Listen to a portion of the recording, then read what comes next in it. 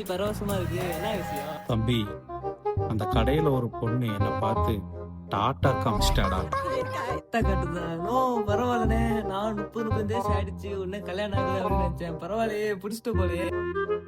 அங்க பாரு, அந்த கடையில தெரியுறாளா? போய் கேக்குதா? கபடி கபடி கபடி கபடி கபடி கபடி கபடி கபடி கபடி. யோ யோ, இங்க எங்கேயா பொண்ணுக்குது? அங்க பாடுறா, நல்லா பாடுறா, அங்கதானே இருக்கா. பொண்ணு இல்லையா, பொம்மை அது. பொம்மையா? ஆமாயா.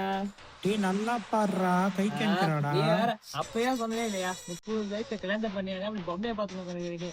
நல்லா பாடுறா.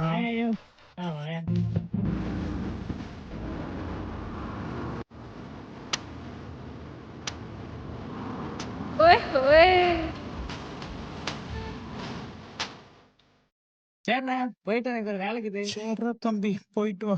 யாரா ரூசு பையன், பொண்ணை போய் பொம்மைன்னு சொல்றான். தெரியுமா இவெல்லாம் எங்க இருந்த கல்யாணத்தை போய் என்னதான் பண்ற? யார் பெற்ற மகனோ நீ, யார் பெற்ற மகனோ.